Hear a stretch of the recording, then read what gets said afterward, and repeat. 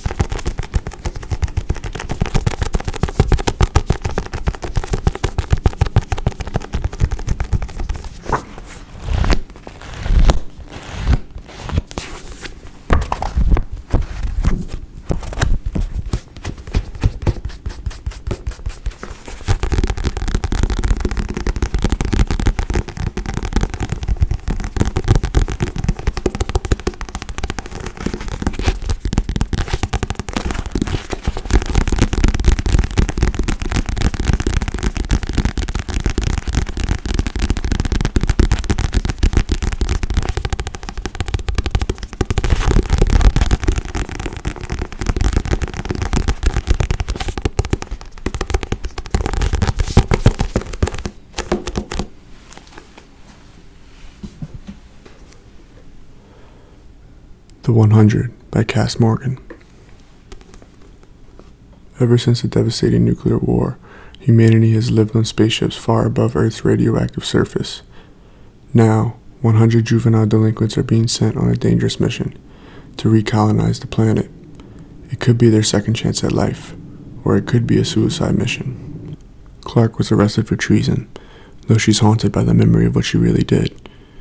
Wells came to Earth for the girl he loves, but will she ever forgive him? Bellamy fought his way onto the transport pod to protect his sister, and Glass managed to escape, only to find that life on the ship is just as dangerous as she feared it would be on Earth. In a savage land, the 100 must fight to survive. They were never meant to be heroes, but they may be mankind's last hope.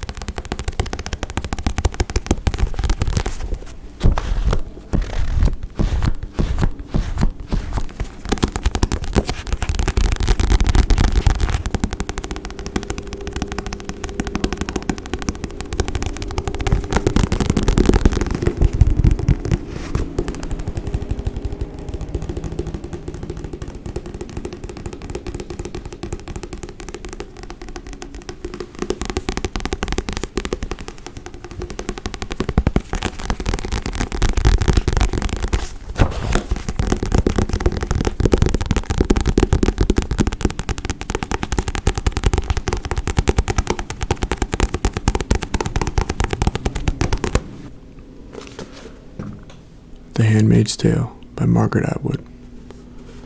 Offered as a handmaid in the Republic of Gilead, she may leave the home of the commander and his wife once a day to walk to food markets whose signs are now pictures instead of words, because women are no longer allowed to read.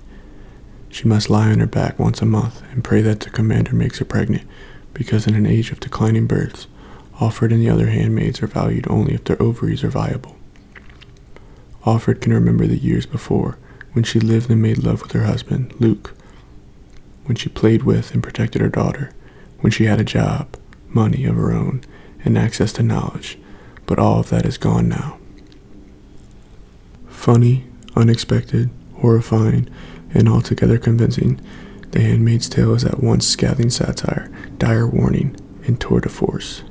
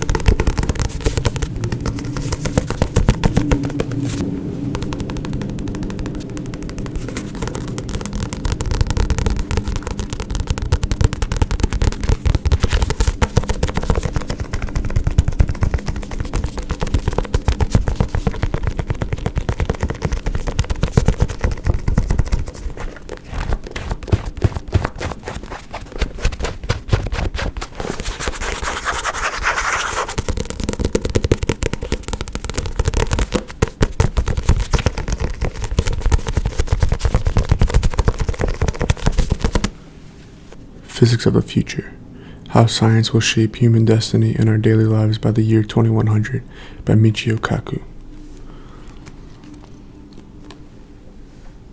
Renowned theoretical physicist Michio Kaku details the developments in computer technology, artificial intelligence, medicine, and space travel that are poised to happen over the next 100 years. He also considers how these inventions will affect the world economy, addressing the key questions: who will have jobs? Which nations will prosper? Kaku interviews 300 of the world's top scientists, already working in their labs on astonishing prototypes. He also takes into account the rigorous scientific principles that regulate how quickly, how safely, and how far technologies can advance.